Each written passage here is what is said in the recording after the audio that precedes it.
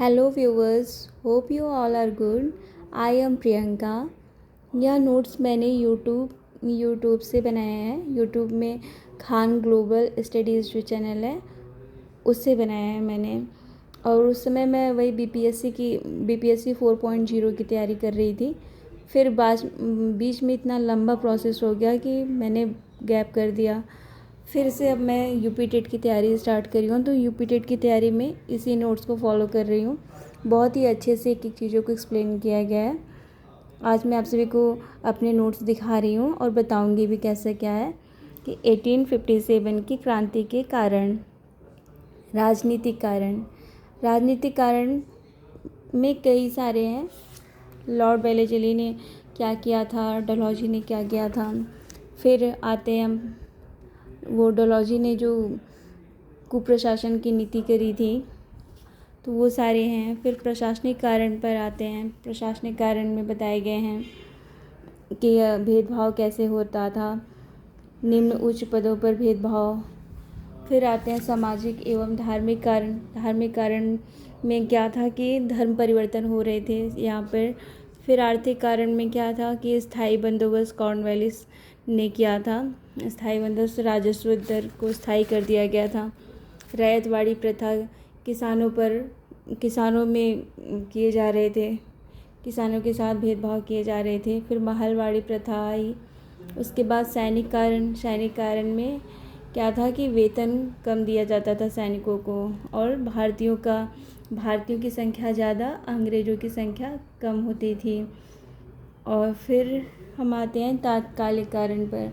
तात्कालिक कारण में क्या था कि जो बंदूक होती थी उसमें एनफील्ड राइफल होते थे। एनफील्ड राइफल कारतूस जो थे उसमें गाय व सुअर की चर्बी लगी होती थी। अब मैं इन सब चीज़ों को खूब अच्छे से एक्सप्लेन करती हूँ। अभी तो मैंने बस शॉर्ट में ऐसे बता दिया था आप लोग को। अब आते हैं हम राजनीतिक कारण। फर्स्ट है लॉर्ड वेलेस्ली सहायक संधि 1798। इन्होंने क्या शर्त रखी? जो राजा सहायक संधि करता था उसे अपनी सेना समाप्त करनी पड़ती थी। उसकी सैन्य आवश्यकता अंग्रेज़ों द्वारा पूरी होती थी। अंग्रेजी सेना का खर्च कौन उठाएगा? राजा उठाएगा। सहायक संधि करने वाली रियासत हैदराबाद 1798, तंजौर 1799, पेशवा 1802, मैसूर 1799, अवध 1801। फिर सेकंड है डलहौजी ने विलय नीति, हड़प नीति और गोद प्रथा निषेध नियम को फॉलो किया था। अब इसमें आते हैं विलय नीति के तहत हड़पी गई प्रथम रियासत सतारा 1848, झांसी 1853, उदयपुर 1852, नागपुर 1854, अवध 1856, जैतपुर और संबलपुर 1849, बेघाट 1850। फिर आते हैं अवध पर क्या था? अवध के जो नवाब थे वाजिद अली शाह, उनकी बेगम हजरत महल थी। अब वाजिद अली शाह पर क्या आरोप लगाया गया था? कुप्रशासन का आरोप लगाया गया था।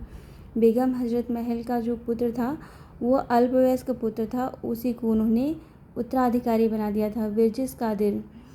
उसका अल्पवयस्क पुत्र का जो नाम था विरजिस कादिर था, उसे ही नवाब घोषित कर दिया था उन्होंने। डलहौजी चेरी फल, ग्लास फल, और उन्होंने क्या सपना देखना स्टार्ट किया था कि एक दिन यह हमारे मुंह में गिरेगा। चेरी फल को ग्लास फल उन्होंने बोला था। अब प्रशासनिक कारण पर आते हैं। अंग्रेजों की प्रशासनिक व्यवस्था भेदभावपूर्ण, रंग नस्ल के आधार पर भेदभाव हुआ। फिर उच्च पदों पर अंग्रेजों को रखा गया, निम्न पदों पर भारतीयों को रखा। डलहौजी ने तंजौर व कर्नाटक के नवाबों की उपाधियां जब्त कर ली थी। फिर सामाजिक एवं धार्मिक कारण। फर्स्ट है चार्टर एक्ट 1813। ब्रिटेन से ईसाई मिशनरियों को भारत में ईसाई धर्म का प्रचार प्रसार करने की अनुमति मिल गई। हिंदू व मुस्लिमों का धर्म परिवर्तन प्रारंभ हो गया। फिर 1850 में डलहौजी ने धार्मिक नियोक्ता अधिनियम 1850 लाया, जिसमें कि धारा 21 में बताया गया कि इसमें लिखा गया कि यदि कोई व्यक्ति अपना धर्म त्याग कर ईसाई धर्म स्वीकार करता है तो उसका अपनी पैतृक संपत्ति में पूरा अधिकार रहेगा। बाल विवाह व सती प्रथा पर रोक तथा विधवा पुनर्विवाह प्रारंभ। फिर आते हैं आर्थिक कारण पर स्थायी बंदोबस्त। स्थायी बंदोबस्त कॉर्नवालिस ने 1790 में किया और 10 साल के लिए राजस्व निर्धारित किया गया था और फिर 1793 में राजस्व दर को स्थायी किया गया। सेकंड है रैयतवाड़ी प्रथा 1792। कर्नल रीड वारामहल जिले में लागू हुआ। फिर मुनरो ने पूरे मद्रास में लागू किया। पूरे दक्षिण भारत में लागू हुआ। रैयत किसान 51% थे। थर्ड है महालवाड़ी प्रथा मैकेंजी। महाल मतलब क्या था? ग्राम समूह। 1820 में प्रस्ताव रखा गया, 1822 में लागू कर दिया गया। सैनिक कारण। भारतीय सैनिकों व अंग्रेज सैनिकों के वेतन में अंतर था। भारतीय सैनिकों का वेतन कम था और अंग्रेज सैनिकों का वेतन अधिक था और इनके अनुपात में भी अंतर था। भारतीयों का अनुपात 5 था, अंग्रेजों का 1 था। और कैनिंग द्वारा 1856 सैन्य भर्ती अधिनियम, 1854 में डाकघर अधिनियम। फिर आते हैं तात्कालिक कारण। गाय व सूअर की चर्बी वाले कारतूस थे इसमें। पहले जो बंदूक थी उसमें ब्राउन बेस थे और नई बंदूक में एनफील्ड राइफल कारतूस थी और उस कारतूस में गाय व सूअर की चर्बी लगी होती थी। मुख्य कारखाना इसका ब्रूलविच कारखाना लंदन में था। भारत में एनफील्ड राइफल के कारखाने कहाँ थे? अम्बाला, दमदम, सियालकोट में।